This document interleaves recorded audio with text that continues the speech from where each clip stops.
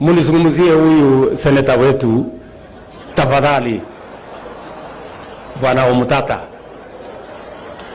Wewe sasa unataka kunipeleka kotini, na ile kazi mimi nafanya ni kupangia watu hawa ajira. Kwani sasa utaki hawa watu wapateko kazi? Please, hukia tafadhali. Ama namna gani jameni, watu wa Busia? Nisaidieni jameni, mumuongeleshe huyu jamaa apunguze mambo ya kotini. Ninawaambia ng'oo, hiyo kesi sitatoa. Hizo pesa zenu, nendeni mule pesa zenu, Wakenya wapate haki yao. Hello ladies and gentlemen, welcome to the backstory. If you're new here, kindly hit the subscribe button and the notification bell down below so that you can be notified when we post a new video. Now ladies and gentlemen, I told you some times back that the political drama between President Ruto and Busia Senator Omtatah is not going to end anytime soon. And just some 2 weeks, not 2, 3, 4 weeks after we said this, the Busia Senator is at it again. And this time round, he's come all guns blazing, all the cylinders at the President William Ruto. Now, you remember, this drama started, as I told you in the previous video, started in Busia. And remember that Omtatah is the guy who has taken President Ruto's government to court over the housing fund levy and the NHIF or UHC fund bill. And now that the president accused those who are taking his government to court, he accused them of bribing the judges. Now, Omtatah has come out to defend himself. And as I have told you, he's come out guns blazing. I'll read to you what Omtatah has said in his press statement. Now, Omtatah at first has defended himself by telling Kenyans that at no time he has said that he takes the opportunity to state categorically that he has not bribed any judge. Neither has he contemplated to do so, even though he knows that he has been accused of doing that, but he has never done that. Then he is also saying that he would wish to categorically state that he is not aware of any fellow litigant who has bribed any judge or any judge who has taken any bribe from a litigant. So he is also come out to ask President Ruto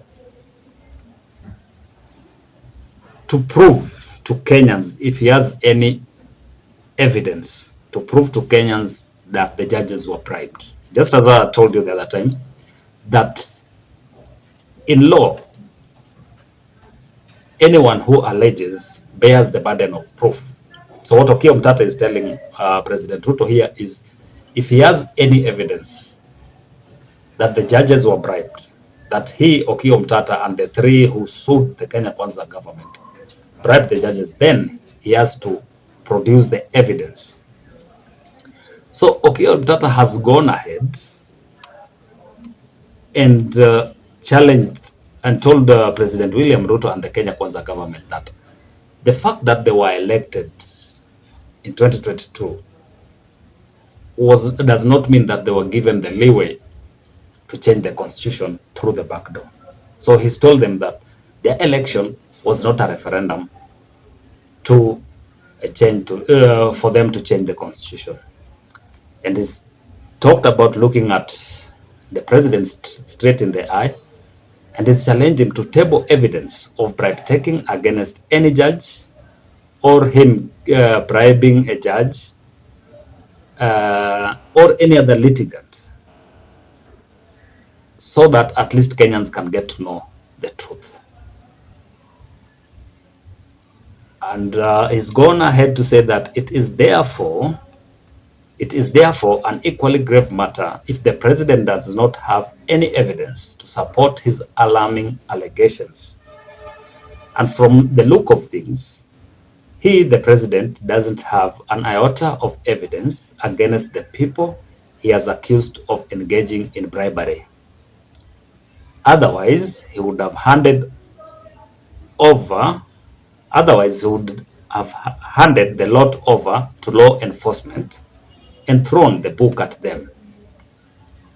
He would not have presented himself before the public as a comical contradiction on two unstable stilts, spewing fire and brimstone through his mouth, but fluffing or flailing his hands helplessly, hanging by the skin of his teeth onto an incoherent and pre-imperialist development agenda for the country. Is therefore asked the president that the president should immediately style up, take up a deep breath, and reflect on all the important office that he occupies in the Kenyan state. And the president should unreservedly apologize to the judiciary.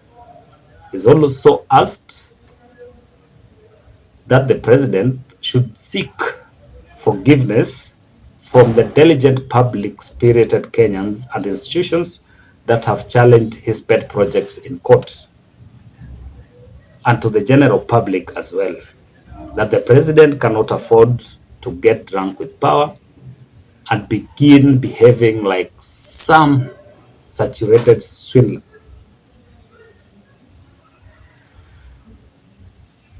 Omtatah has gone ahead to tell the president that the Kenya Kwanza manifesto, which propelled President Ruto to power, was not a referendum to amend the constitution.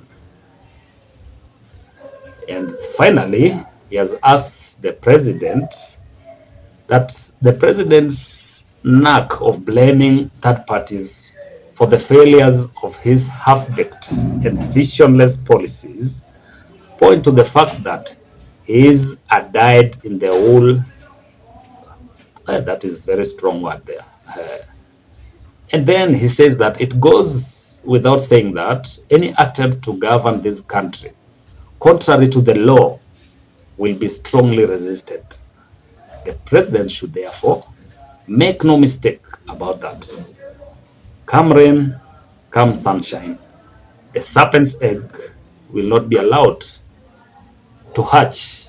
Wow, what a strong statement from the Busia senator. Now, ladies and gentlemen, that is Omtatah for you. And I told you that this was not going to end anytime soon. And Omtatah has come out to defend Kenyans and tell off the president that the president should present the evidence that he has to JSC or to the public. And just as I told you in the previous video, that,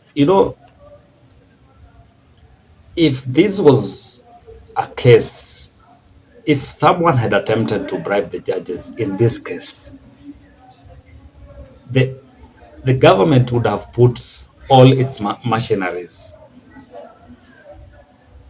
to track down whoever wanted to bribe the judges, whoever wanted to water down the policies or the project, the pet project of President William Ruto.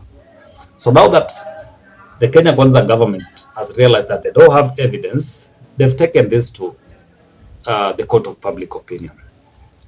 And in the court of public opinion, people are very emotional. People don't look at facts. They always look at whoever is emotional more than the other. So whatever challenges that Omtatah has put to Kenya Kwanza government are very solid. I hope they will listen to this. Now, ladies and gentlemen, you really understand the fact that Omtatah has been very, very consistent in defending and championing for the rights of Kenyans. And I just want to take you back to where all this started, where Omtatah and William Ruto got into had a back and forth while William Ruto was in Busia. And Omtatah also responded immediately. Then they went to Kisii. The same happened in Kisii. So I just want to take you back so that you can get to understand where this started from. Wewe sasa unataka kunipeleka kotini. Na ile kazi mimi nafanya ni kupangia watu hawa ajira. Kwani sasa utaki hawa watu wapateko kazi, please. Hokia, tafadhali. Ama namna gani jameni watu wa Busia? Nisaidieni jameni, mumuongeleshe huyu jamaa apunguze mambo ya kotini. Yeye amesema ni rafiki yangu na ni kweli ni rafiki yangu. Ama namna gani? Tunaelewana? Ndio nasema ni rafiki yangu, lakini mbele ya katiba ni rafiki yangu mkubwa kuliko wewe.